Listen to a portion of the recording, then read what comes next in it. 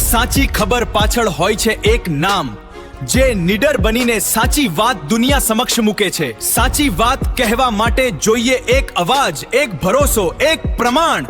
GJ દેશી news આપની સમસ્યાને આપે છે વાચા, આપના વિશ્વાસને બનાવે છે વધુ મજબૂત। આ ફક્ત ન્યૂઝ નથી, આ છે સમાજ પ્રત્યેની જવાબદારી। હવે સમય છે આપનો અવાજ સરકાર સુધી પહોંચાડવાનો। જીજે દેશી ન્યૂઝ તમારી સમસ્યાને આપશે અવાજ।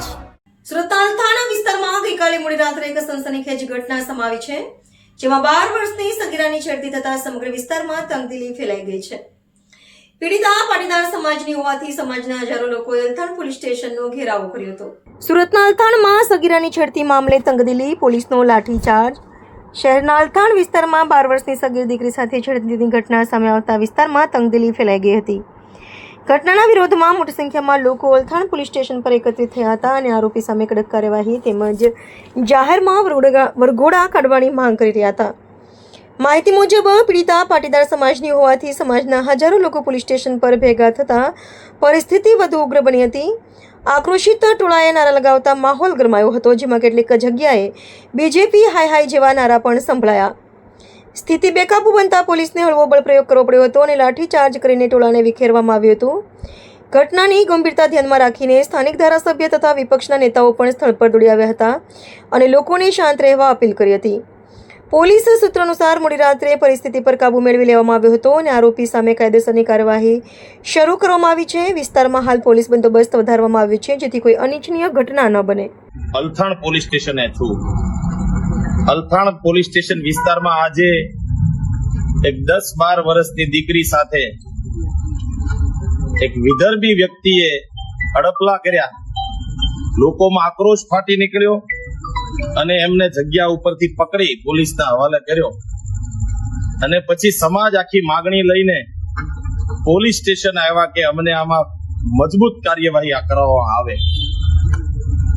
આ અલથાણ પોલીસ સ્ટેશનની અંદર જે માગણી સમાજના લોકો દ્વારા, પાટીદાર સમાજની દીકરી હતી અને એ સમાજ જ્યારે બધો ભેગો થઈ ગયો ત્યારે બધાએ ઉગ્ર માગણી કરી, તો અહીંયાના સ્થાનિક ધારાસભ્ય પણ પહોંચી ગયા।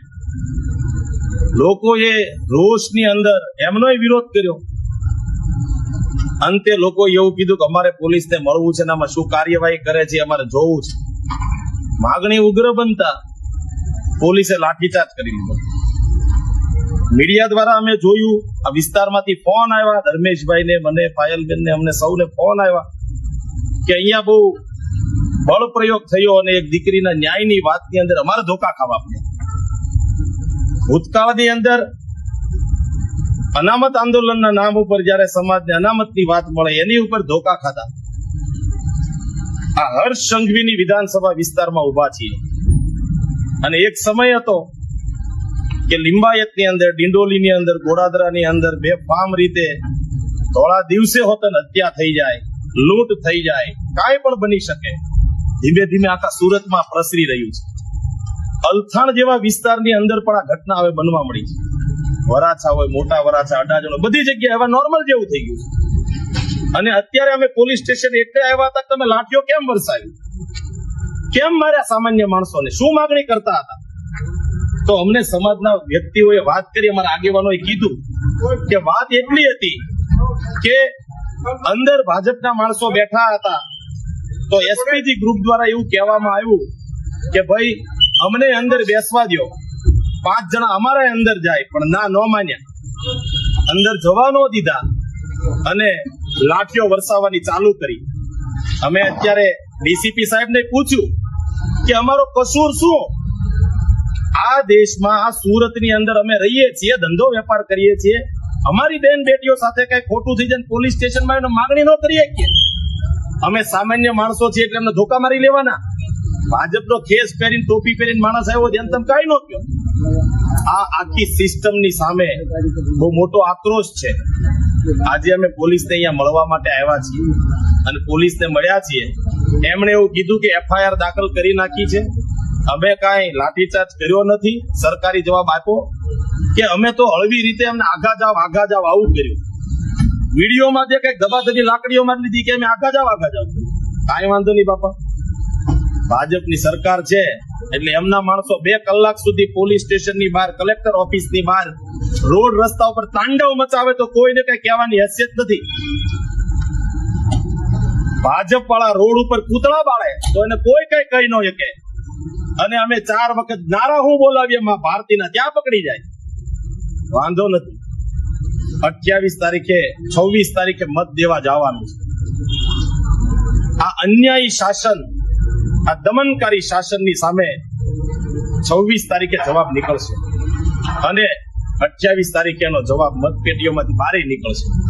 તો આ અલથાણની અંદર જે ઘટના બની છે અને અમે વખોડી કાઢીએ છીએ.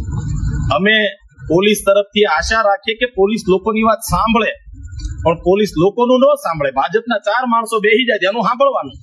અમારા અહીંયાના આગેવાનોએ કીધું કે અમે કીધું તું ભાઈ અમને અંદર બેહવા દો, બીજા 4 જણાને એસપીજી વાળાને બેસવા દો, પણ ના, લાકડીઓ મારી અમારા સાથી એવા યોગેશભાઈને વાગી ગયું, પડી ગયા. આ બધું શું થઈ રહ્યું છે? પોલીસ સ્ટેશન આવીને કોઈ કઈ બોલી ન શકીએ તો અંગ્રેજો કરતા વધારે હદ થઈ ગઈ. વાત તો તેદી થતી હતી. અમે અત્યારે અહીંયા આવ્યા ત્યાં ઓફિસમાંથી બધા બહાર નીકળી ગયા, કોઈ વાત કરવા રાજી નહોતું. અમે કીધું કે બાપા કોઈક વાત તો કરો. પીઆઈ હતા, એસીપી હતા, બીજા ત્રીજા હતા, ક્રાઇમ બ્રાન્ચ હતું, કોઈ વાત કરવા અમારે તૈયાર નહીં. અમે હું એવા ગુના કર્યા કોઈ અમારી વાત નથી કરતા? કેમ અમે આ દેશના નથી, અમે પાકિસ્તાનના માણસો છીએ? ભાઈ અમારી યારી વાત કરો, અમે તો 5 લોકોને જઈને વાત કરશું કે ભાઈ આમાં સાચું હું ખોટું. તો આજે આ વિસ્તારની જનતાને અમારે કહેવું છે કે આપણે સૌ થોડો સંયમ રાખીએ. પોલીસે એમ કીધું છે કે અમે એફઆઈઆર દાખલ કરી છે, એ વ્યક્તિને અમે પકડી લીધા છે. દીકરી નાની છે એટલે પોસ્કો જેવી ગંભીર ફરિયાદ પણ દાખલ થઈ છે, એટલે ફરિયાદ સુધીનું કાર્યવાહી થઈ છે. પણ આવી ઘટનાઓ કાયમ બંધ થાય એના માટે હવે ભાજપના શાસનમાં ઉપર હર્ષ સંઘવી બેઠા છે 8 પાસ. કેવું કામ કરે છે જોશું. આ ઘટનાથી કેટલી શીખ મેળવીને કામ કરે એ જોશું. પણ મારી આ વિસ્તારના અલથાણના રહેવાસીઓને બધાને વિનંતી છે કે આપણે કોઈ જગ્યાએ ઉગ્ર ન થઈએ, આપણે કોઈ જગ્યાએ કાયદો હાથમાં લેવાનું કામ ન કરીએ. આમ આદમી પાર્ટી તમારી માટે થઈને તમારી એક વાતમાં એક તકલીફોની અંદર તમારી માટે મુદ્દા ઉપાડશે, લડવા અમે તૈયાર છીએ. લોકોને એટલી વિનંતી છે કે તમે ક્યાંય કાયદો હાથમાં ન લો. તમારી પાસે જે બહુ મોટી તાકાત છે